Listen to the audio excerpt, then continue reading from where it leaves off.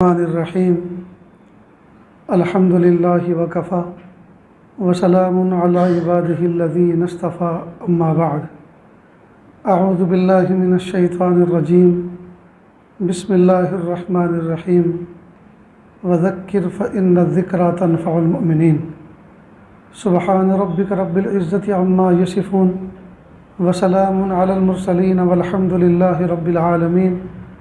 अल्लाहुम्मा सल्लि अला सय्यिदिना मुहम्मद व अला आलि सय्यिदिना मुहम्मद व बारिक वसल्लिम। अल्लाहुम्मा सल्लि अला सय्यिदिना मुहम्मद व अला आलि सय्यिदिना मुहम्मद व बारिक वसल्लिम। अल्लाहुम्मा सल्लि अला सय्यिदिना मुहम्मद व अला आलि सय्यिदिना मुहम्मद व बारिक वसल्लिम। अल्लाह रब्बुल इज़्ज़त ने हम तमाम इंसानों को अपनी कुदरत कामिला से पैदा फरमाया और अल्लाह ताला चाहते ये हैं कि मेरे बंदे उस तरह से ज़िंदगी गुजारें जिस तरह ज़िंदगी गुजारने का मैंने इनको हुक्म दिया है, और उन कामों से बचें जो काम मुझे नापसंद हैं। तो जो मोमिन बंदा अल्लाह ताला के अवामिर पर अमल करता है और अल्लाह के नवाही से बचता है, जो करने के काम हैं उनको करता है और जिनसे बचने के लिए कहा है उनसे बचता है, ये अल्लाह ताला का फर्माबरदार बंदा, मोमिन बंदा और ये फलाह पाने वाला और कामयाब बंदा है, दुनिया में भी कामयाब और आखिरत में भी कामयाब। आज जो लोग दिलों के एतबार से परेशान हैं, जिनके दिलों के अंदर बेचैनी है, चाहे वो कारोबारी एतबार से हो, चाहे किसी और टेंशन के एतबार से हो, चाहे रहन सहन के एतबार से हो, जो भी परेशानी है उसकी वजह कोई ना कोई अल्लाह ताला की हुक्म की ख़िलाफ़ वर्जी है। जब बंदा अल्लाह ताला के हुक्मों की ख़िलाफ़ वर्जी करता है तो अल्लाह ताला दुनिया में भी उसको इसका मज़ा चखाते हैं और आखिरत में भी। अल्लाह हम सब की हिफाजत फरमाए। अल्लाह पाक ने हम तमाम को इंसान बनाया। कई मरतबा कुरान पाक में अल्लाह ने फरमाया या अय्युहल इंसान, ए इंसान। क्या मतलब इंसान? इंसान कहते हैं उसको जिसमें उन्स का मादा है। हज़रत आदम अलैहिस्सलाम के औलाद को इंसान भी कहा गया जी। तो इंसान यानी उन्स का मादा। उन्स कहते हैं चिपक को, उन्स कहते हैं अट्रैक्ट को, उन्स कहते हैं कशिश और मोहब्बत को। इंसान का मिजाज ऐसा है, जिस फ़ोन को इस्तेमाल करता है उससे मोहब्बत हो जाती है, जिस घड़ी को इस्तेमाल करता है उससे मोहब्बत हो जाती है, उन्स हो जाता है। जिस तस्बीह को इस्तेमाल करता है उस तस्बीह से उन्स हो जाता है। जिन कपड़ों को पहनता है उन कपड़ों से उन्स हो जाता है। जिस गाड़ी को चलाता है उस गाड़ी से उन्स हो जाता है। जिस घर में रहता है उससे उन्स हो जाता है। जिस महल्ले में रहता है उससे उन्स हो जाता है। जिनके साथ रहता है उनसे उन्स हो जाता है। वह इंसान के अंदर उन्स रखा हुआ है। ये जो इंसान आपस में बात करते हुए, बैठे हुए, चलते फिरते हुए, मोहब्बत से मुस्कुराते हुए सब नज़र आते हैं, ये सब उन्स कार फरमा है। इसके पीछे उन्स है तो ये बात कर रहे हैं, उन्स है तो ये बैठे हुए हैं, सुन, उन्स है तो ये आपस में खा पी रहे हैं। अगर इनमें उन्स ना हो, मोहब्बत ना हो, तो एक का मुँह किधर को, एक का दूसरी तरफ को। अजीब। तो अल्लाह रब्बुल इज़्ज़त ने इंसान के अंदर उन्स का मादा रखा है। अल्लाह के महबूब सल्लल्लाहु अलैहि वसल्लम ने इंसानों को कामयाब ज़िंदगी गुजारने के गुर प्रैक्टिकली बताए। अमली नमूना अल्लाह के महबूब सल्लल्लाहु अलैहि वसल्लम ने पेश फरमाया। तभी तो कहा गया लक़द कान फ़ीकुम लरसूलिल्लाहि उस्वतुन हसना, कि तुम्हारे दरमियान अल्लाह के महबूब सल्लल्लाहु अलैहि वसल्लम बेहतरीन क़ुदवा उस्वा नमूना है, आइडियल पर्सन है। हर आदमी को कोई चीज़ बनाने के लिए कोई नमूना चाहिए। कोई कहता है मिस्त्री जी आप फ़लाँ चीज़ बना देंगे, तो कोई बना तो मैं सब कुछ दूंगा, लेकिन कोई नमूना तो लाओ, नमूना लेकर आओ। नमूना लाएंगे तो बना देंगे। कई मरतबा इंसान के जहन के अंदर जो नक्शा होता है किसी आइटम का, तो वो ज़ुबान से उसको समझा नहीं पाता, तो बनाने वाला फ़ौरन कहते जी आप एक मरतबा मुझे फ़ोटो दिखा दो, एक मरतबा उसका मुझे सैंपल दिखा दो, एक मरतबा नमूना दिखा दो, या वो चीज़ यहाँ ना आ सकती हो तो मुझे बताओ, मैं देख के आता हूँ। मालूम हुआ कि आदमी हर वक्त किसी चीज़ को तैयार करने के लिए, किसी चीज़ की नकल तैयार करने के लिए वो उसके नमूने का मोहताज होता है। इसी तरह चूँकि इंसान की ये फितरत है, तबीयत है कि उसको नमूना चाहिए, तो अल्लाह ताला ने ज़िंदगी गुजारने के लिए नमूना महबूब सल्लल्लाहु अलैहि वसल्लम को बनाकर भेजा। चुनांचे महबूब सल्लल्लाहु अलैहि वसल्लम ने हमें हर चीज़ का नमूना बताया। खाएं तो कैसे, सोएं तो कैसे, पहने तो कैसे, चलें तो कैसे, किसी से बिहेव करें, बर्ताव करें तो कैसे, मोहब्बत करें तो कैसे, गुफ्तगू करें तो किस तरह से, रिश्ते नाते करें तो किस तरह से, शादी ब्याह करें तो किस तरह से, घर में बच्चा पैदा हो उसकी खुशी मनाएं तो कैसे, मौत घर में हो गई तो आखिरी रसूमात अदा करें तो कैसे। गोया एक पहलू भी तो ज़िंदगी का ऐसा नहीं है जिसमें अल्लाह के महबूब सल्लल्लाहु अलैहि वसल्लम ने हमें नमूना न बताया। और नमूने से इंसान की ज़िंदगी नमूनों के ऊपर मौकूफ़ है। उसे नमूना चाहिए तो अल्लाह ने नमूना भेज दिया, और नमूने को देखने वाले और उस पर अमल करने वाले भी अल्लाह ने ऐसे पैदा फरमाए। सुभान अल्लाह। हमारे बुज़ुर्गों में एक बुज़ुर्ग हज़रत क़ारी सिद्दीक़ साहब बानवी रहमतुल्लाह अलैह थे। अल्लाह ताला उनको जन्नत नसीब फरमाए। अजीब अल्लाह के प्यारे बंदे थे। हज़रत मौलाना रहमतुल्लाह साहब बांडीपुरा, कश्मीर के अंदर एक इलाक़ा है बांडीपुरा, हज़रत मौलाना ने उनको वहाँ बुलाया। उस ज़माने में बुलाया कि जब ख़ुद हज़रत मौलाना फरमाते हैं कि हज़रत को नाश्ता कराने का मेरे घर में इंतज़ाम नहीं था। पड़ोस के घर में कहा था कि अगर कोई आप अंडे की आमलेट बना दें तो मैं अपने हज़रत को नाश्ता करा दूँ। मुझे ख़ुद हज़रत ने सुनाया। और अभी चंद साल पहले वहाँ फ़िक़ही सेमिनार हुआ था। उस मौके पर जो लोग वहाँ मुफ्तियान किराम पहुँचे थे उन तमाम के सामने सुनाया तो हज़रत ख़ुद भी रो रहे थे और पूरा मजमा पे गिरिया तारी था। लेकिन मुझे तो पर्सनल तौर पर हज़रत ने सुनाया। कहा एक मकाम पे पहाड़ी जाना था तो हज़रत को घोड़े पे बिठाया गया। अब घोड़े पे भी वही बैठ सकता है जिसको उसका तजुर्बा है। ये जो है ना दुआ सवारी पे बैठने की, सुबहानल्लज़ी सख़र लना हाज़ा व मा कुन्ना, पाक है वो ज़ात जिसने इस गाड़ी को हमारे, इस चीज़ को, सवारी को हमारे लिए मुसख्खर किया जबकि हम इस पर कादिर नहीं थे। तो ये घोड़े पे बैठकर ये दुआ पढ़ने में सही समझ में आता है कि हाँ ये हमारे लिए अल्लाह ने मुसख्खर की जबकि हम इस पर काबू नहीं थे, हम इस पर काबू पाने वाले नहीं थे। हम 2 पैर वाले, ये 4 पैर वाला, इसकी सीसी पावर वो बहुत ज़्यादा, हमारी बहुत कम। जी ये कब मिजाज के ख़िलाफ़ हो जाए, कब बिदक जाए और कब गिरा दे, कुछ ठिकाना नहीं। तो उस वक्त ये दुआ पढ़ी जाती है तो उसकी मानवियत खूब ज़ाहिर होती है। खैर हज़रत को घोड़े पे बिठाया गया और हज़रत पहाड़ के ऊपर चढ़ रहे थे। अल्लाह की शान, वो जो लोग खुशियों की वजह से लोग पीछे साथ साथ चल रहे थे तो उसमें घोड़ा बिदक गया। जब बिदक गया तो हज़रत गिर गए और हज़रत के पैर में चोट आई। हज़रत मौलाना रहमतुल्लाह साहब रोने लगे। हज़रत मेरी वजह से आपको तकलीफ़ हुई? नहीं आप परेशान ना हो। अल्लाह के महबूब सल्लल्लाहु अलैहि वसल्लम भी एक मरतबा घोड़े से गिरे थे और इसी पैर में चोट लगी थी जिसको मुझे लगी है। इस सुन्नत पे मैं अमल इख्तियार से नहीं कर सकता था, अल्लाह ने इस मौके पे गैर इख्तियारी तौर पर इस सुन्नत पे अमल की तौफीक दे दी। तो देखिए हमारे बुज़ुर्गान दीन की अल्लाह के महबूब सल्लल्लाहु अलैहि वसल्लम की ज़िंदगी में वो एक नमूना तलाश करते थे कि हर चीज़ का नमूना हमें मिले और हमारा जो भी अमल हो वो महबूब सल्लल्लाहु अलैहि वसल्लम के तरीक़े के मुताबिक हो। तो कई मरतबा बहुत से बुज़ुर्गों पे जादू हुआ तो कहते कि जादू की सुन्नत पे मैं अमल नहीं कर सकता था। जी अल्लाह पाक ने गैर इख्तियारी तौर पर कि हासिदों को मेरे पीछे लगा दिया, उन्होंने जादू करा दिया, तो अल्लाह के नबी सल्लल्लाहु अलैहि वसल्लम की इस सुन्नत पर भी अमल हो गया। अल्लाह अकबर कबीरा। तो गर्ज़ ये कि अल्लाह के महबूब सल्लल्लाहु अलैहि वसल्लम को अल्लाह रब्बुल इज़्ज़त ने हमारे लिए नमूना बना कर पैदा फरमाया, आइडियल पर्सन। तो कुछ चीज़ें अल्लाह के महबूब सल्लल्लाहु अलैहि वसल्लम ने ज़ुबान मुबारक से हमें करने का हुक्म दिया, कुछ चीज़ें करके ख़ुद दिखाई, कुछ चीज़ें सहाबा किराम ने आप नबी करीम सल्लल्लाहु अलैहि वसल्लम की ज़िंदगी में रहते हुए उन चीज़ों का इर्तिकाब किया तो अल्लाह के महबूब सल्लल्लाहु अलैहि वसल्लम ने उसके बाद अब क्या होना है वो अमल बताया।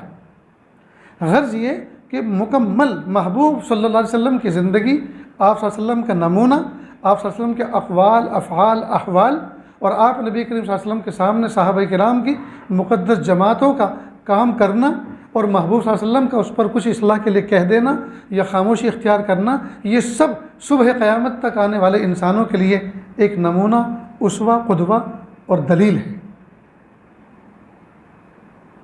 बहुत सारे लोग ये कहते हैं कि इंसान दुनिया में अकेला आता है और अकेला जाता है, लेकिन आता अकेला है, जाता अकेला है, लेकिन इंसानों के साथ चूँकि उसको रहना है, उसको सीखना चाहिए। ये इस तरह से अवाम में कहा जाता है, लेकिन हकीकत ये है आने में भी किसी की ज़रूरत होती है, उसको ज़रूरत पड़ती है, चाहे वो दाया हो, चाहे नर्स हो, चाहे डॉक्टर हो, जी, आने में भी खिदमत की ज़रूरत पड़ती है और जाने में भी उसको चार कंधों की ज़रूरत पड़ती है।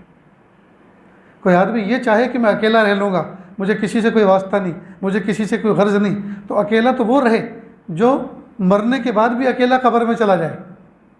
कब्र में ले जाने के लिए भी चार कंधों की ज़रूरत पड़ती है। तो जब चार कंधों की ज़रूरत पड़ती है तो चार आदमी से तो बना के रखे, चार आदमी से तो बना के रखे, ताकि कंधे पे रख के वहाँ आखिरी मंजिल तक पहुँचा तो दें। ये अजीब बात है दोस्तों कि बहुत सारे लोग अपने मन में डूबे हुए रहते हैं और चुपचाप रहते हैं और सोचते हैं कि किसी से नहीं।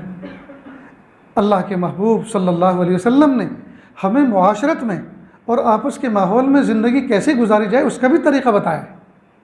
मेरे सामने एक हदीस की किताब है। अल्लाह के महबूब सल्लल्लाहु अलैहि वसल्लम फरमाते हैं, अन अबी हुरैरा रज़ियल्लाहु अन्हु क़ाल क़ाल रसूलुल्लाह सल्लल्लाहु अलैहि वसल्लम वल्लाहि ला युमिनु वल्लाहि ला युमिनु वल्लाहि ला युमिनु।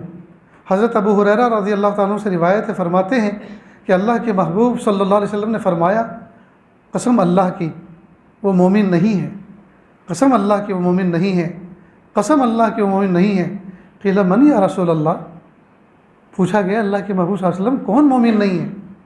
क़ाल अल्लज़ी ला युमिनु ला यअमनु जारहु बवाइक़हु। अल्लाह के महबूब सल्लल्लाहु अलैहि वसल्लम ने फरमाया, आप सल्लल्लाहु अलैहि वसल्लम ने फरमाया, जब जिस ईमान वाले का पड़ोसी उसकी तकलीफ़ों और शरारतों और आफतों से बेखौफ और महफूज और मामून ना हो। यहाँ सवाल ये पैदा होता है कि महबूब सल्लल्लाहु अलैहि वसल्लम जो फरमाया ला युमिनु, तो यहाँ इनकार है कमाल मोमिन कि कामिल मोमिन नहीं है। यानी नफ्स मोमिन तो है क्योंकि वो अल्लाह की तौहीद का इकरार करता है, अल्लाह के रसूल सल्लल्लाहु अलैहि वसल्लम की रिसालत का इकरार करता है। तो बुनियादी तौर पर नजात के लिए ये बुनियादी तौर पर दो अक़ीदे ज़रूरी हैं। तो ये तो है, उसको मानने वाला है, वो 100% इस पर ईमान है, तो उसकी नजात तो होगी। लेकिन वो अपने पड़ोसियों के साथ जो इस तरह का मिसबिहेव करता है कि जिसके पड़ोसी उसकी तकलीफ़ से, उसकी शरारतों से, उसकी परेशानियों से महफूज ना हो, तो ये मुस्तकिल उसके ऊपर गुनाह है और ये चीज़ उसके ईमान के कामिल होने में रुकावट है। तो वो बंदा कामिल मोमिन, अल्लाह के नबी सल्लल्लाहु अलैहि वसल्लम कसम खा के फरमा रहे हैं कि लायुम, वो शख्स मोमिन नहीं है। वल्लाही, अल्लाह के महबूब सल्लल्लाहु अलैहि वसल्लम अल्लाह की कसम खा के कह रहे हैं। तो यहाँ मतलब ये है कि अल्लाह के महबूब सल्लल्लाहु अलैहि वसल्लम कसम खा के फरमा रहे हैं कि वो कामिल मोमिन नहीं है, वो कामिल मोमिन नहीं है जिसका पड़ोसी इसके शर से महफूज ना हो। अब देखिए, इस रिवायत में महबूब सल्लल्लाहु अलैहि वसल्लम ने ताकीद के साथ फरमाया कि वो बंदा कामिल मोमिन नहीं है जिसका पड़ोसी इसके शर से महफूज ना हो। तो हर मोमिन को अलर्ट कर दिया, अगर कामिल मोमिन बनना है, ईमान के कमाल दर्जे को पहुंचना है, अपने पड़ोसियों के साथ अच्छा मामला करो, अपने पड़ोसियों को तकलीफ़ न दो, अपने पड़ोसियों को परेशान न करो। अब तकलीफ़ देना एक तो यह है कि आप ज़ुबान से लड़ें, और एक यह है कि ज़ुबान से कुछ ना कहें, लेकिन आप कुछ काम ऐसा करें, कचरा उसके दरवाज़े के सामने डालें, अपनी गाड़ी उसके दरवाज़े के सामने खड़ी करें, या कोई भी सामान ऐसा रखें कि उनको निकलने में, आने जाने में दुश्वारी हो। हिस्सा उनका है, हक़ उनका है उस जगह पर, और आप अपना काम करते हैं, न इजाज़त ले रहे हैं, न इजाज़त की ज़हमत, बल्कि अगर कुछ कहते हैं तो अकड़ के आते हैं। ये सब तकलीफ़ की शक्लें, ये सब तकलीफ़ की शक्लें। तो महबूब सल्लल्लाहु अलैहि वसल्लम ने मोमिनों को कामिल मोमिन बनने के लिए कहा कि तुम अगर कामिल मोमिन बनना चाहते हो तो ख़बरदार इस बात का ख्याल रखना कि तुम्हारे पड़ोसी तुम्हारे शर से महफूज रहें। अगर तुम्हारे शर से, तुम्हारी तकलीफ़ से वो मामून नहीं है और उनको तकलीफ़ पहुँच रही है, तो तुम्हारा कमाल दर्जे का ईमान हासिल नहीं हो सकता था। अल्लाह अकबर कबीरा। अब देखिए, जब हर मोमिन बंदा इस बात की कोशिश करेगा कि मेरा पड़ोस मेरे शर से महफूज रहे, मेरा पड़ोसी मेरी तरफ से कोई तकलीफ़ ना पाए, मेरा पड़ोसी मामून रहे, तो जब हर बंदा अपने पड़ोसी के बारे में ख्याल रखेगा तो ये दुनिया दारुल अमन कहलाएगी कि नहीं? ये महल्ले, ये बस्तियाँ, ये क़रिये, ये स्ट्रीट, ये बिल्डिंगें, ये दारुल अमन बनेंगी कि नहीं? तो अल्लाह के महबूब सल्लल्लाहु अलैहि वसल्लम ने एक जुमला फरमाकर और उम्मत को इसकी दावत देकर पूरी दुनिया को पुरअमन बना दिया। अब दुनिया पुरअमन नहीं बन रही, उसमें कसूर मेरे और आपका, हम सब का है कि हमने अल्लाह के महबूब सल्लल्लाहु अलैहि वसल्लम की थ्योरी पर अमल क्यों नहीं किया, जो ट्रिक अल्लाह के महबूब सल्लल्लाहु अलैहि वसल्लम ने बतलाई उस पर अमल क्यों नहीं किया। चुनांचे जिन्होंने उस पर अमल किया फिर वो कैसे बने। एक बुज़ुर्ग थे, उनको अपना घर बेचने की ज़रूरत पेश आई, लोगों को पता चला, सब ने कहा हज़रत हरगिज़ ना बेच, हरगिज़ महल छोड़ के ना जाएं। फरमाने लगे कि भाई मैं खुशी से नहीं बेच रहा, मुझे ज़रूरत पेश आ गई है, मैं कर्ज़े में मुब्तला हो गया हूँ, तकलीफ़ में आ गया हूँ, और उसकी शक्ल यही है कि मैं इस घर को बेचूँ और फिर कहीं छोटा मोटा कोई घरौंदा ख़रीद लूँ या किराए पर रह लूँ। लोगों ने मशवरा किया, भाई इतना कीमती पड़ोसी हमारा चला जाएगा, महल्ला हमारा सोना हो जाएगा। चुनांचे घर की कीमत जो उन्होंने डिक्लेयर की थी, सब लोगों ने मिलकर कुछ हिस्सा डाला और उतनी अमाउंट तय करके कहा हज़रत ये लो अपनी ज़रूरत पूरी करो, हदिया हमारी तरफ से, लेकिन घर बेच के मत जाओ। अल्लाह अकबर कबीरा। ये कब था? जबकि उनके अखलाक से पूरा महल्ला लुत्फ़अंदोज़ होता था, तभी हुई ना ऐसी बात, वरना कौन अपने पड़ोसी को इस तरह से जाने देता है? ये कौन अपने पड़ोसी के लिए इस तरह की खिदमत करता है? मालूम हो कुछ खूबी तो होगी ना उनके अंदर। एक यहूदी एक सहाबी या ताबी के पड़ोस में रहता था, उसको अपना घर बेचने की ज़रूरत पेश आई, तो उसने कीमत डिक्लेयर की। तो लोगों ने कहा कि भाई इस तरफ जो प्रॉपर्टी है उसकी इतने गज ज़मीन की कीमत या घर की कीमत इतनी तो नहीं होती, आप 50,000 ऊपर से ज़्यादा ले रहे हैं। और उन्होंने कहा कि मिसाल के तौर पे 2.5 लाख, तो कहा भाई 2 लाख तो इस मकान की प्रॉपर्टी की असल कीमत है, लेकिन 50,000 में वो जो इनके पड़ोस में रहता था उसकी कीमत ले रहा हूँ। कहा वो क्यों? कहा रह कर देखो तो पता चलेगा कि वो पड़ोसी कैसा है। हर एक को ऐसा पड़ोसी नहीं मिलता, तो उनके पड़ोस होने की मैं कीमत ले रहा हूँ कि जब आप उसके पड़ोस में रहोगे तो याद करोगे। तो किसी ज़माने में लोग हमारे पड़ोस होने को कैश करते थे, हमारे पड़ोस होने की खूबी को कैश करते थे और लोगों से उसकी कीमतें वसूल करते थे। आज हमारा हाल ये है कि लोग हमारे शर से मामून नहीं हैं, हमारे शर से मामून नहीं।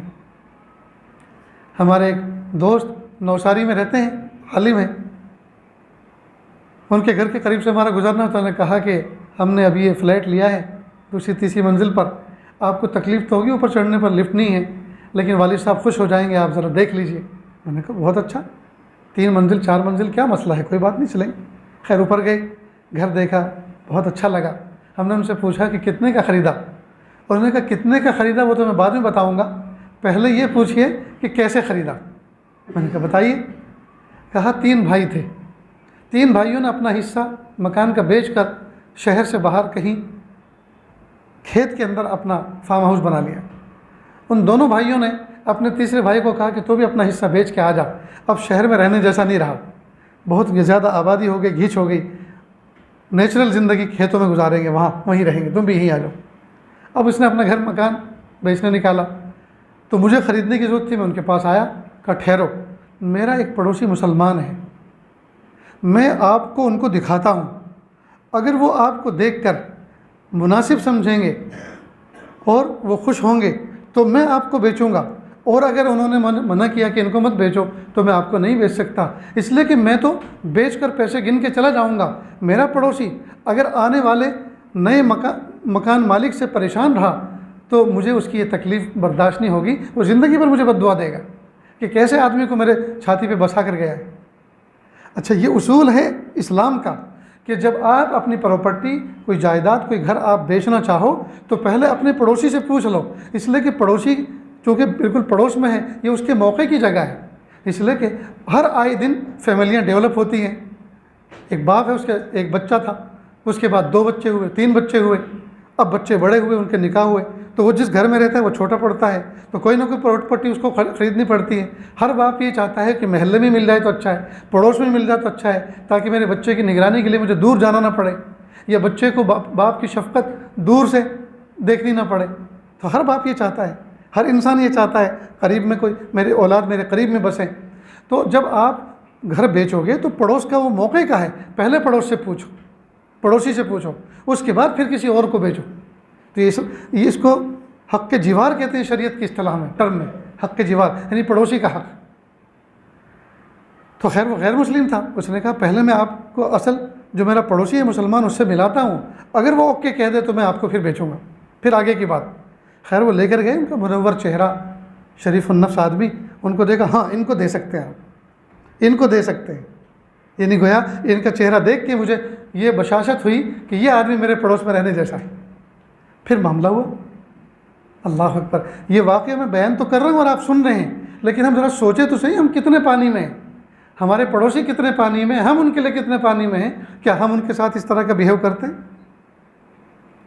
तो पड़ोस का एक हक़ तो ये है कि हम पड़ोसी के साथ हुस्न सलूक करें, गाड़ी इस तरह पार्क करके उसको तकलीफ़ ना हो, जी इस तरह उसको तकलीफ़ ना हो। हम कोई सामान रखें तो इस तरह कोई तकलीफ़ ना हो। वो अगर बीमार पड़े तो हम उसकी तीमारदारी की इयादत करें, उसको कोई ज़रूरत पेश आ गई तो उसमें हम ताउन करें, उसके घर में कोई खुशी आ रही है तो शिरकत करें, गमी आ रही है तो उसका गम बटाएं, उसका हाथ बटाएं, यहाँ तक कि उसको इस बात का एहसास हो कि इससे बेहतर खैर खा मेरे हक़ में कोई इंसान इस धरती के ऊपर, आसमान की छत के नीचे नहीं हो सकता। एक हुस्न सलूक तो अपने पड़ोस के साथ ये है, और एक हुस्न सलूक ये है कि अगर हमारा पड़ोसी हमें तकलीफ़ दे रहा है, उसकी तकलीफ़ को हम अंगेज़ करें, बर्दाश्त करें। यह भी हुस्न सलूक है। हम उसके साथ लड़ाई ना करें, उसकी तकलीफ़ों पर हम बर्दाश्त करें, अल्लाह की तरफ रुजू करें। अल्लाह ताला इस पर भी हमें अजर अज़ीम अता फ़रमाए, इस पर भी हमें अजर अज़ीम अता फ़रमाए। आजकल शहरों के अंदर फ्लैट सिस्टम होते हैं, कई मरतबा बच्चे इतने धमाल करते हैं, इतना तूफ़ान करते हैं, और हर माँ बाप को चूँकि अपने बच्चों से मोहब्बत है, लेकिन ये क्या मोहब्बत कि वो ऐसी शरारत कर रहे हैं कि ये इसी तरह की शरारत अगर हमारे ऊपर वाला करे तो हम फ़ौरन आग बगोला हो जाएं, हम उसको बर्दाश्त ना करें। तो जब हमारी कैपेसिटी ये है कि हम इस तरह की शरारत अपने पड़ोसी की बर्दाश्त नहीं कर सकते, तो हमारी शरारत से दूसरा पड़ोसी भी तो परेशान होगा।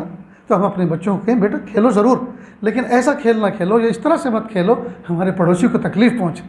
देखो ये सबके आराम का वक्त है, ऐसे वक्त पर खेलो जब सब जागते हों। या इसी तरह हम किचन के अंदर कोई काटने पीटने का काम कर रहे हैं, तो ऐसे मौके पे ना करें कि दूसरों को हमारी इस आवाज़ से तकलीफ़ पहुँचे, इस आवाज़ से तकलीफ़ पहुँचे। दोस्तों जब ये मिजाज बनेगा तो अल्लाह रब्बुल इज़्ज़त के महबूब बंदे बन के ज़िंदगी गुजारेंगे। जब हम हर वक्त इस बात का ख्याल रखेंगे मेरी ज़ात से किसी को तकलीफ़ ना पहुँचे, जी जब ये बंदे की फितरत बनेगी, मिजाज बनेगा, फिर देखिए अल्लाह ताला की रहमतें कैसी बरसती हैं। जब हम किसी के लिए अपने दिल के अंदर नर्म गोशा रखेंगे तो अल्लाह पाक किसी दूसरे को भी तैयार करेंगे कि वो भी हमारे साथ में इसी तरह का बर्ताव करे। बम्बई के एक नेक दिल मकतब में पढ़ाने वाले एक उस्ताद मेरे पास आए और आकर उन्होंने अपनी बीवी की इतनी तकलीफ़ बयान की, मुझे याद नहीं कि मैंने अपनी ज़िंदगी में किसी को ये मशवरा दिया हो कि तुम अपनी बीवी को छोड़ दो, सिवाय इस शख्स के। जब उसने इतनी तकलीफ़ें सुनाई तो मैंने कहा मैं भाई इसका हल तो यही है कि शरीयत के एक नापसंदीदा हुक्म पर अमल कर लें। यानी तलाक़ के बारे में फरमाया महबूब सल्लल्लाहु अलैहि वसल्लम ने कि ये हलाल चीज़ों में सबसे बुरी चीज़ है। तलाक़ देना हलाल तो है लेकिन है बहुत बुरी चीज़। मैं कहा भाई फिर अब गज़ुल हलाल पर अमल कर लें। तो उसने आगे से एक अजीब बात कही कि हज़रत अगर मैंने उसको तलाक़ दे दी और फिर वो किसी दूसरे के यहाँ चली गई तो जाहिर है कि उसकी आदत और फितरत तो बदलेगी नहीं। मैं तुम्हें ज़माना से देख रहा हूँ इसको साल से, तो फिर किसी और को तकलीफ़ पहुँचाएगी। मैं सोचता हूँ कि उम्मत का हर कोई बंदा उसके शर से बचा रहे, मैं ही उसकी तकलीफ़ अंगेज़ करता रहूँ। कि भाई ये तो आपके ज़र्फ़ की बात है, ये तो आपके ईमान की बात है, आपके ज़र्फ़ की बात है। आप ये चाहते हैं कि मैं ही इसकी तकलीफ़ बर्दाश्त करता रहूँ, मैं अगर छोड़ूंगा तो न जाने किसको तकलीफ़ देगी, वो इसको बर्दाश्त करे या ना करे, ये इस पर हो सकता है जुल्म करने लगे। मैं कहा भाई अल्लाह पाक ने आपको ईमान का ये मकाम अता फ़रमाया, अब तज़किरा मत करो किसी से, अब इसको फिर अंगेज़ करते रहो और अल्लाह से दुआ करते रहो।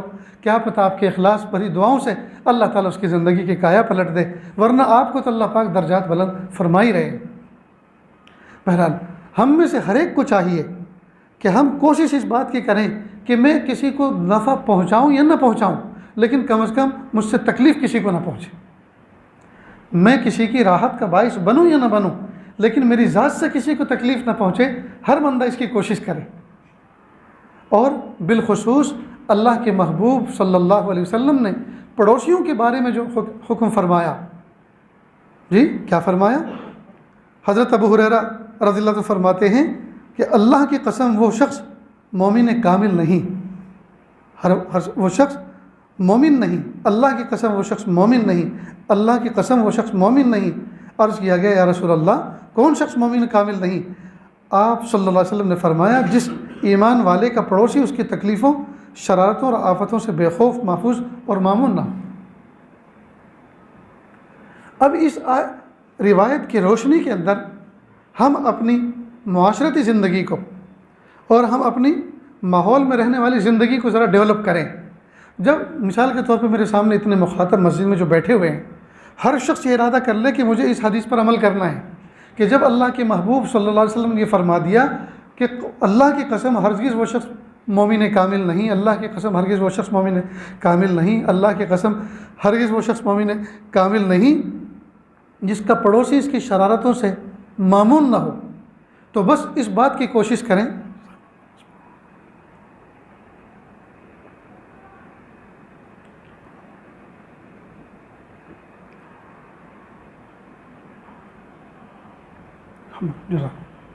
इस बात की कोशिश करें कि मुझे ये फ़र्द नहीं बनना। यानी कौन सा फ़र्द? कि जिसकी वजह से महबूब सल्लल्लाहु अलैहि वसल्लम ने फरमाया कि वो शख्स मोमिन है, मोमिन नहीं यानी मोमिन कामिल नहीं, मुझे वो शख्स नहीं बनना। लिहाजा वो शख्स कौन? कि जिसकी तकलीफ़ से उसका पड़ोसी मामून और महफूज ना हो। लिहाजा मुझे अपने पड़ोसियों के साथ हुस्न सलूक करना है। जब इतने सारे अफराद ये अहद कर लें, दाएं को भी, बाएं को भी, ऊपर वाले को भी, नीचे वाले को भी, सामने वाले को भी, पीछे वाले को भी, ये जो मेरे पड़ोसी हैं मैं इनको तकलीफ़ नहीं पहुंचाऊंगा, हम में से हर शख्स ये इरादा कर ले तो कितनी बड़ी मोहब्बत और कितने बड़े अमन का पैगाम जाएगा और हमारा मुआशरा कितना पुरअमन होगा, कितना पुरअमन होगा। यहाँ तक कि दोस्तों इस बात का भी ख्याल रखें कि अगर हमारे पड़ोस में कोई बेवा औरत है, उसके यतीम बच्चे रहते हैं, साथ में बाप फोत हो गई या माँ फोत हो गई, छोटे बच्चे रहते हैं, तो हम अपने बच्चों को अगर खिलौना ला कर दें तो इस बात की ताकीद करें कि बेटा हरगिज़ घर के बाहर मत खेलना, इसलिए कि हमारे पास इतनी कैपेसिटी नहीं है कि हम पड़ोस के यतीम बच्चों के लिए भी खिलौने ला कर दें, इसलिए दरवाज़ा बंद करके खेलना। अगर उन बच्चों की नज़र इन खिलौनों पर पड़ गई तो वो बच्चे अंदर ही अंदर कूढ़ेंगे, अपनी माँ और अपने फौतशुदा बाप को याद करेंगे। बेटा ये अच्छी चीज़ नहीं है कि आपकी वजह से उनको अपनी अम्मी और अब्बा याद आ जाए। वो सोचने लगे कि अगर हमारी अम्मी अब्बा होते हमें भी टॉयज़ मंगा के देते, हमें भी खिलौने मंगा के देते। इसी तरह अगर कोई चीज़ आप खाने की चॉकलेट है, केक बरी है और बहुत सी किस्म की चीज़ें आती हैं जो साइज़ में बड़ी होती हैं, बच्चा देर तक खाता रहता है, उसको हाथ में इस तरह से मत दो कि वो महल्ले में जाए और पड़ोस के घर में जाके खाने बैठे और पड़ोसी वो बच्चे के भाई मुझे भी दो, वो उनको न दे, वो तो ये नादान बच्चा है और वो बच्चा रो पड़े और जो मौजूद उसके सामने कहे कि मुझे भी ला के दो, या उसका बाप याद आए, उसके माँ याद आए, तो बताइए हमने अपने बच्चे को वो दिल खुश नहीं किया, हमने तो कितने यतीमों को तड़पा दिया। तो अगर हमारे अंदर कैपेसिटी है तो हम उन बच्चों के लिए भी ला के दें। अगर खिलौनों की कैपेसिटी है, अगर अपने बच्चे का कोई बड़ा खिलौना है तो उनके लिए छोटा ला के दे दें। तो ये भी हमारे पड़ोस में रहने का ये सलीका हमें आना चाहिए कि हम अपने पड़ोस के साथ में किस तरह का बर्ताव करें। अल्लाह अकबर कर। हज़रत बायज़ीद बुस्तामी रहमतुल्लाह अलैह, उन्हें पता चला कि पड़ोस में रात भर बच्चा रोता रहा और बच्चे का बाप जो था वो कहीं परदेश में कमाने के लिए गया हुआ है। तो पूछवाया कि क्या बात है, आखिर बच्चा क्यों रोता रहा? ये रात में ही पूछवाया तो कहा कि असल में घर के अंदर चिराग में तेल नहीं है, चिराग में तेल नहीं है, अंधेरे की वजह से, वहशत की वजह से बच्चा रो रहा है। तो हज़रत ने अपना जलता हुआ चिराग अपने घर से उनके घर में मुंतकिल कर दिया कि ये चिराग लेकर जाओ और बच्चे को इसकी रोशनी में रखो। बच्चे ने रोशनी पाई और खुश हो गया। अल्लाह अकबर कबीरा। लोग दूसरों के घर में उजाला करने के लिए अपने घर में अंधेरा करना पसंद कर लेते थे जी, ये थे उनके जज्बात। तो हमें चाहिए कि हम इस तरह के जज्बात के हामिल बने, हम पड़ोसियों को राहत पहुंचाएं। तो जब हर पड़ोसी, इसका मतलब ये नहीं कि मैं आपका पड़ोसी हूँ तो मेरे ज़िम्मे तो शरीयत ने यह कहा कि आप अपने पड़ोसियों को राहत पहुँचाएँ और आपके ज़िम्मे कुछ नहीं, जो ज़िम्मेदारी मेरी है वही आपकी है।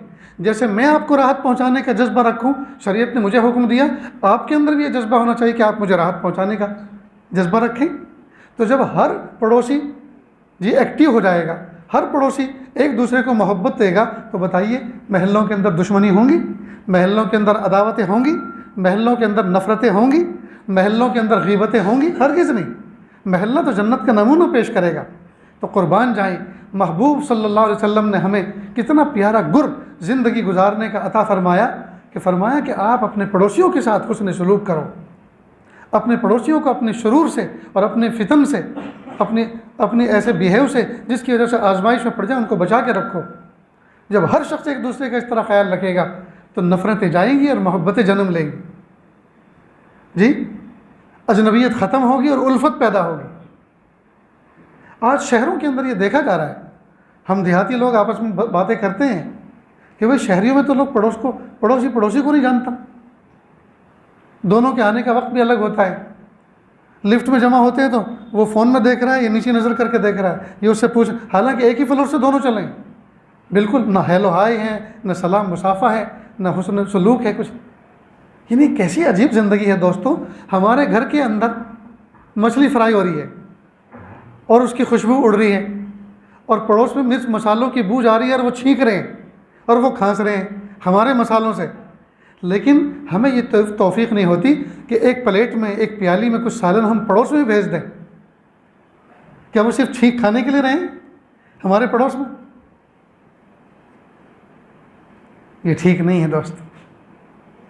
सहाबा किराम का मामूल ये था कि जब सालन बनाते तो कुछ ना कुछ पानी का इजाफा कर लेते जी। एक मरतबा बकरी के खुर, बकरी के पाए का निचला हिस्सा वो एक सहाबी ने अपने पड़ोस में भेजा। उन्होंने ख्याल किया कि हमने अपने पड़ोस में कुछ नहीं भेजा है जी, ये हमारे यहाँ आया है, अब हमारी मिल्कियत हो गया, हम उसके यहाँ भेज दें जी। उन्होंने सोचा कि यार अपने पड़ोस में, जब दूसरे घर पहुँचा तो उन्होंने सोचा हमारे पड़ोस वालों को ज़्यादा ज़रूरत है और बहुत दिन हो गए हमारी तरफ से कोई हदिया नहीं गया, जब उधर भेज दिया। घूमते फिरते 40 घरों के बाद वो वापस उसी घर आ गया जहाँ से रवाना हुआ था। ये मिसाल मिलती है किताबों में। अल्लाह अकबर कबीरा, क्या हमदर्दी थी, क्या लुत्फ़ था, क्या ज़िंदगी में कैफ़ था जब हमारे पड़ोस में ऐसी मोहब्बतें होंगी जी। अब अगर हमारे पड़ोस के ज़िम्मेदार वो कहीं सफ़र पे जाएंगे तो अपने बच्चों के बारे में परेशान होंगे? हरगिज़ नहीं हो सकते। वो जानते हैं कि अंकल पड़ोस में रहते हैं, आंटी पड़ोस में रहती हैं, हमारे बच्चों को खाना पकाना नहीं आता, इंशाअल्लाह उनके यहाँ से खाना पकाना भी पहुँच जाएगा। ये बच्चे कोई चीज़ लेके जाएंगे, वहाँ सीख कर भी आएंगे और बना के भी लेकर आएंगे, उनकी हेल्प भी करेंगे, सिखाएंगे भी। ये कब होगा? जबकि हम इस्लामी पड़ोसी उसूल पर अमल करें। और अल्लाह के महबूब सल्लल्लाहु अलैहि वसल्लम जो फरमाया, जो हज़रत मुआज़ इब्न जबल रज़ियल्लाहु अन्हु को एक नसीहत फरमाई थी, वख़ालिक़िन नास बिखुल्क़िन हसनिन, आप लोगों के साथ हुस्न सलूक करें। लोगों का लफ्ज़ है, ये नहीं कहा वख़ालिक़िल मुमिनीन बिखुल्क़िन हसनिन, वख़ालिक़िल मुस्लिमीन बिखुल्क़िल हसनिन, मुसलमान के साथ या मोमिन के साथ अच्छे अखलाक के साथ पेश आओ, ये नहीं कहा, बल्कि वख़ालिक़िन नास, लोगों के साथ। लोगों के साथ, लोग में अपने पराए, दोस्त, दुश्मन, दूसरे मज़हब के, हर तरह के लोग आ गए। लोगों के साथ हुस्न सलूक के साथ पेश आओ। तुम्हारा हुस्न सलूक के साथ पेश आना उनकी इस्लाह कर देगा। एक पड़ोसी है हमारा, दूसरे मज़हब का है, हमारे बारे में खार रखता है अपने दिल के अंदर, हमारे बारे में नफ़रत रखता है, नफ़रत रखता ही नहीं है बल्कि नफ़रत को फैलाता है, हवा देता है, तंजीमों का वो रुकन है, नफ़रत फैलाने वाली तंजीमों का वो कैंडिडेट है। उसके साथ आप जब इस्लामी हुस्न अखलाक से पेश आएंगे जी।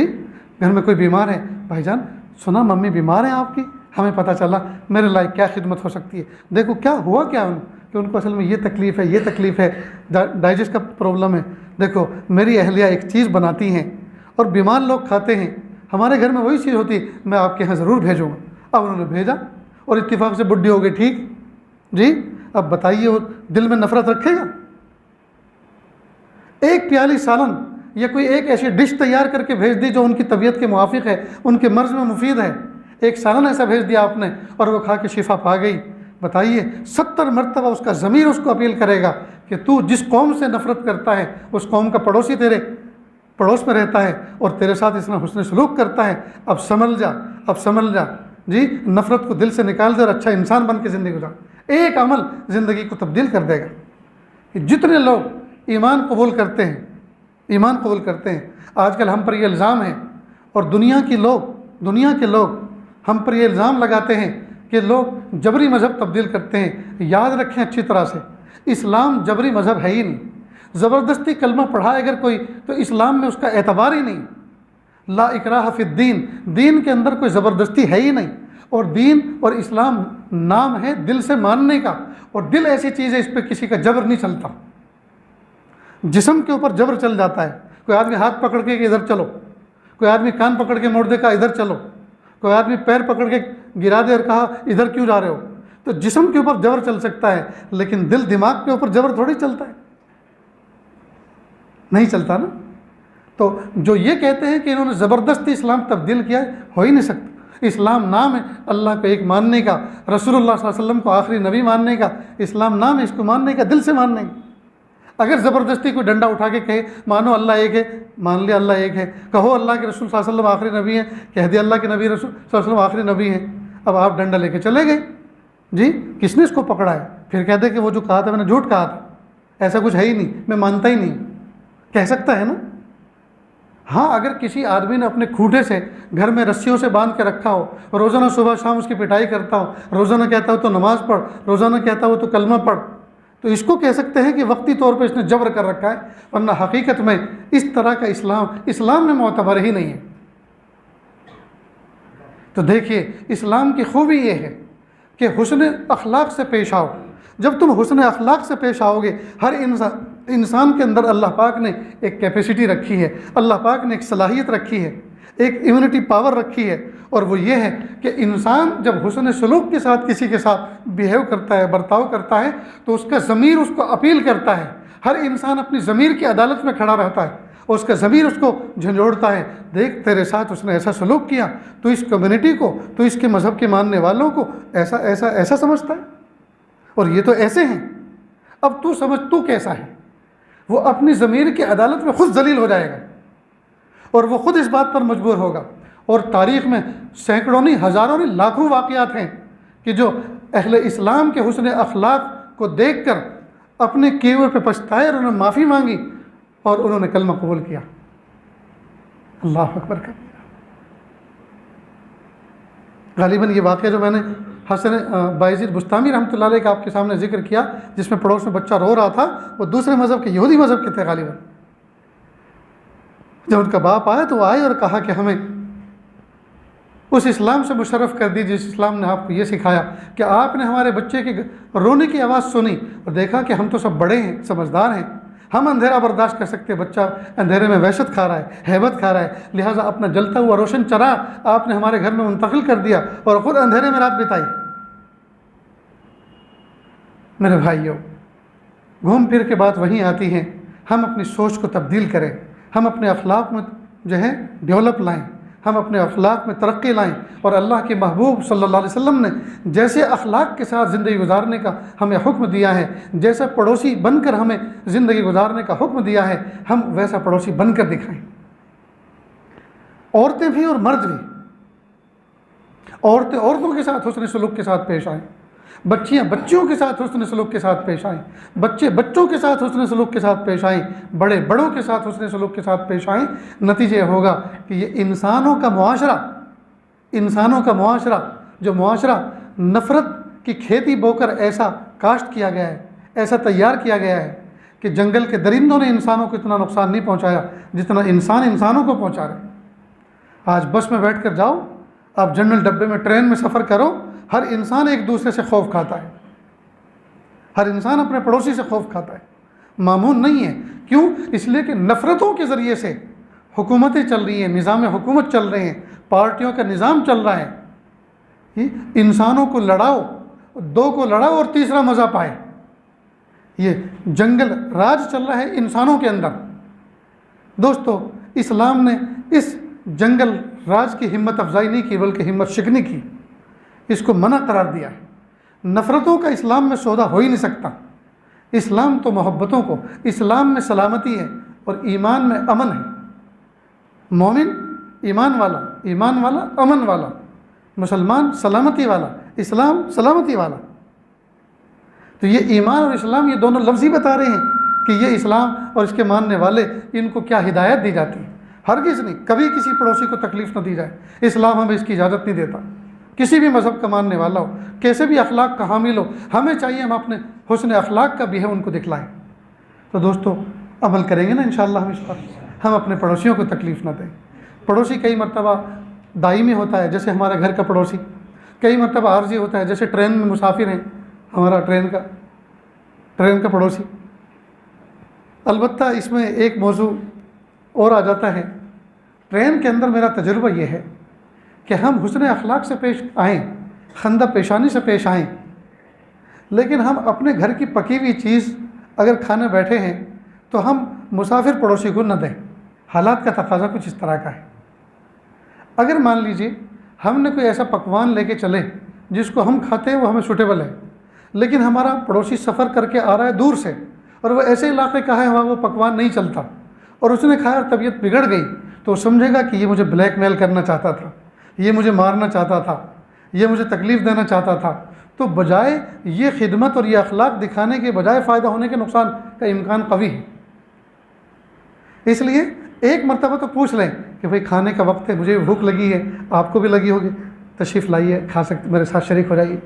तो अभी इतने गए गुजरे लोग नहीं जो एक मरतबा में आस्तीन चढ़ा के बैठ जाए खाने के लिए। एक मरतबा तो कोई नहीं बैठता, और एक मरतबा से ज़्यादा आप ना कहें, वरना फिर बैठने में देर नहीं लगेगी। और बैठ गए तो फिर वही मसला कि पता नहीं हमारी चीज़ उसको सूट आती है कि नहीं आती, मुआफ़िक आती है कि नहीं आती। अगर उसको तकलीफ़ पहुंच गई तो वो सोचेगा कि ये मियाँ मुझे ब्लैकमेल करना चाहता, मुझे कोई तकलीफ़ देना चाहता था। तो वो न ये कि आपसे नफ़रत करेगा बल्कि आपके मज़हब से भी नफ़रत करेगा। इसका ज़रा ख्याल रखें। तो इस्लाम ने जहाँ हमें हुस्न अखलाक के साथ पड़ोसियों के साथ बर्ताव दिया, तो वहाँ ये सारी नज़ाकतों को हम सामने रखते हुए बिहेव करें। जी, किताबें लेकर जाएं, सफ़र में किताब पढ़ें, अपने आस पड़ोस से एक मरतबा हेलो हाय पूछ, भाईजान कहाँ जाने वाले हो, सर कहाँ जाने वाले हो, छोटे उम्र का बेटा कहाँ जाओगे, उससे पूछ लो, ख़ुद भी अपना बता दो कि मैं कहाँ जाने वाला हूँ। बहुत अच्छा, आपके साथ हमें चलने का, सफ़र करने का मालिक ने यह अवसर दिया, ये मौका दिया। अल्लाह ताला हमारी इस यात्रा को, इस सफ़र को कामयाब बनाए। मसलन ऐसे जुमले कहते। अब उसके बाद आप अपनी किताब में लग जाएं, अपने फ़ोन में लग जाएं, मुँह देखें ना। अब वो दौर नहीं है। पहले ज़माने में ट्रेनों की दोस्तियाँ मशहूर थी, घंटों मिनटों में आदमी दोस्त हो जाता था और ज़िंदगी भर फिर वो दोस्ती निभती थी। ऐसा था, क्योंकि टाइम पास ही नहीं हुआ करता था। आज तो टाइम पास के लिए बहुत कुछ सामान, मोबाइल में बहुत सारी PDF फॉर्मेट में आप किताबें डाउनलोड करके ले जाएं, उनको पढ़ें।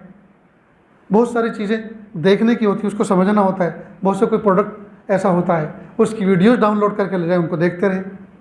अच्छा वक्त गुजर जाएगा आपका। लेकिन आप लायानी बातों में वक्त ना गुजारें, वरना मज़हब के रुख पे बात चलेगी। सामने वाला मज़हबी आदमी है, आपसे मज़हब पे बात करें, आपकी स्टडी है नहीं, अब इतना इल्म है नहीं, तो आप जो है हक़ की तर्जुमानी नहीं कर सकेंगे उसके सामने, बातिल आप पे हावी हो जाएगा। मज़हब की बात ना करें सफ़र में, सियासत की बात ना करें। पता नहीं वो आपके सामने क्या बात कर रहा है, उसके दिल में क्या है। वो किसी पार्टी का और फ्लेवर है और हमसे पूछ रहा है कुछ और वो हमारा बन के हमारे दिल की बातें ले रहा है। तो सियासत पर बात ना करें, मज़हब पे बात ना करें। हाँ, एक दो मरतबा आमने सामने देख लें, ये कोई चीज़ बेचने वाला है, आपने चाय ली, सर आप भी चाय पियेंगे, चाय का वक्त है आप पी लीजिए, उससे दिलवा सकते। क्यों? इसलिए कि जिससे आपने लेके ख़रीद के पी है उसी से वो पिएगा, वहाँ उसमें डाउट नहीं है।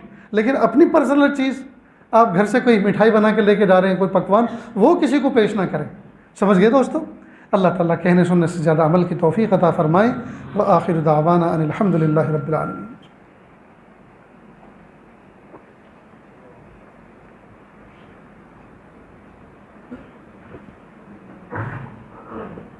बारकल्लाहु फ़ीक। दुआ से पहले थोड़ी सी देर के लिए अल्लाह अल्लाह कर लें, आँखों को बंद कर लें, सर को झुका लें। दुनिया और दुनिया में जो कुछ है उससे हट कट के अल्लाह की याद में, अल्लाह ताला की याद में जुड़ जाएं। ये सोचें अल्लाह की रहमत आ रही है, मेरे दिल में समा रही है, मेरे दिल से गुनाहों की जुल्मत और स्याही दूर हो रही है। मेरा दिल कह रहा है अल्लाह अल्लाह अल्लाह।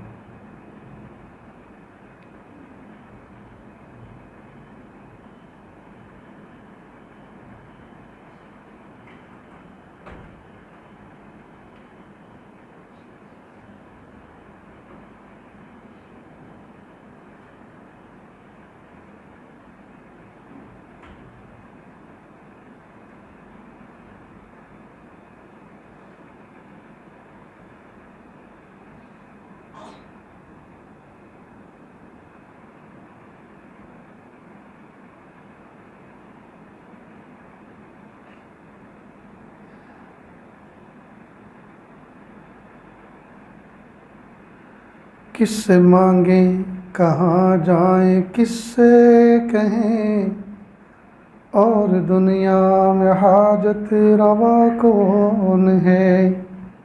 सबका दाता है तू, सबको देता है तू, और बंदों का तेरे सिवा कौन है। रिज़्क़ पर जिसके पलते है शाहो गदा, तुझ अहद के सिवा दूसरा कौन है। कौन मकबूल है कौन मरदूद है, कौन मकबूल है कौन मरदूद है, कौन मकबूल है कौन मरदूद है। बेखबर क्या खबर तुझी को क्या कौन है। जब तुलेंगे अमल सबके मीज़ान पर, जब तुलेंगे अमल सबके मीज़ान पर, तब खुलेगा कि खोटा खरा कौन है। ए फ़कीर इसको तू फ़ज़ल बारी समझ, वरना तेरी तरफ देखता कौन है, वरना तेरी तरफ देखता कौन है। किससे मांगे कहाँ जाएं, किससे कहें, और दुनिया में हाजत रवा कौन है।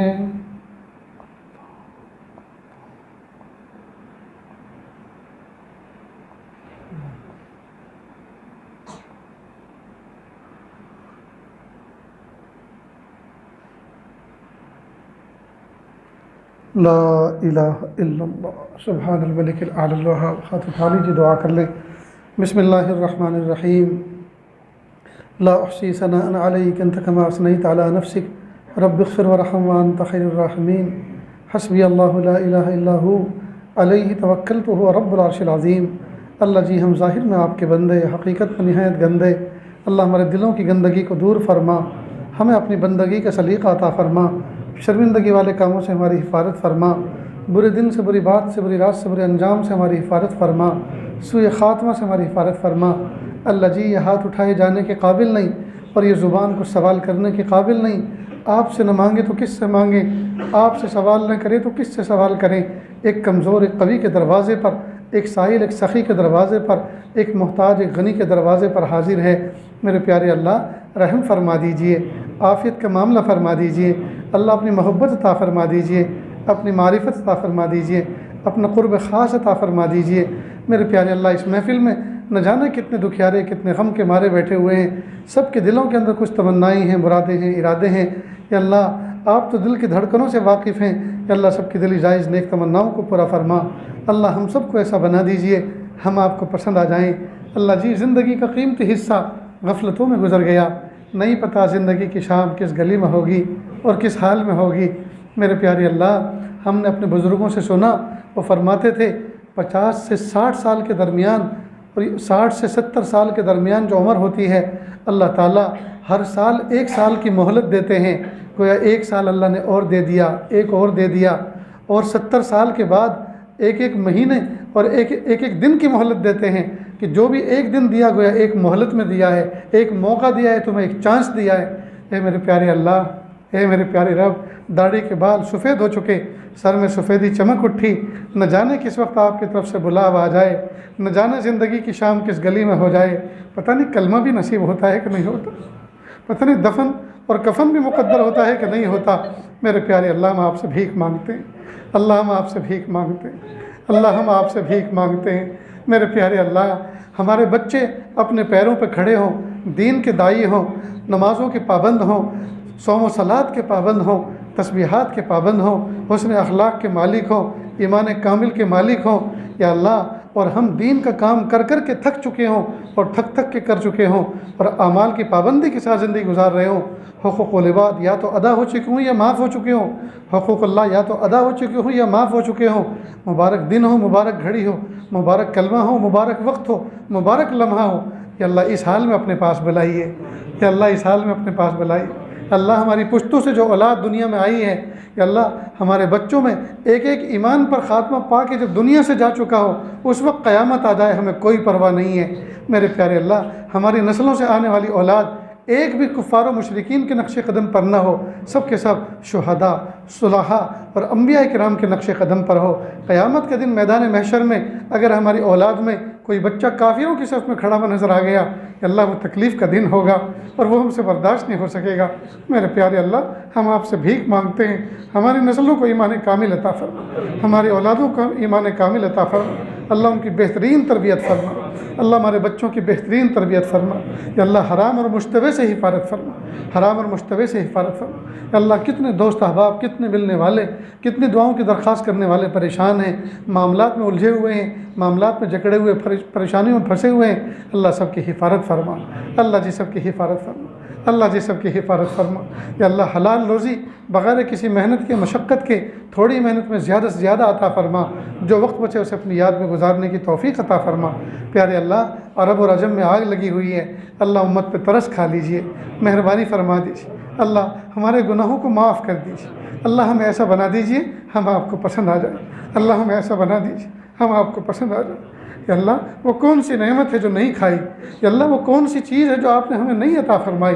या अल्लाह, सब कुछ नेमतें तो आपने चखा दी। या अल्लाह, सब कुछ तो आपने दे दिया। हे मेरे प्यारे अल्लाह, आपकी मोहब्बत बाकी है। या अल्लाह, आपने की रिज़ा बाकी है। अल्लाह, अपनी रिज़ा अता फरमा, अपनी मोहब्बत अता फरमा, अपनी मारिफत अता फरमा, अपना क़ुर्ब अता फरमा।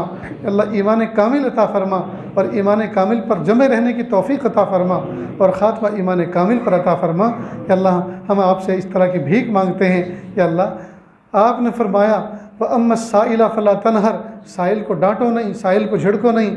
अल्लाह जी, आज हम भी तो हाथों का प्याला बनाकर, साइल बनाकर आपके दरबार में हाजिर हैं। अल्लाह, इन तमन्नाओं पर, इन दुआओं पर आप हमें झिड़किए नहीं, आप हमें डांटिए नहीं। अल्लाह जी, कबूल फरमा लीजिए। अल्लाह जी, कबूल फरमा लीजिए। वसल्लल्लाहु तआला अला खैरि खल्क़िही मुहम्मदिन व आलिही व अस्हाबिही अजमाइन बिरहमतिका या अरहमर राहिमीन।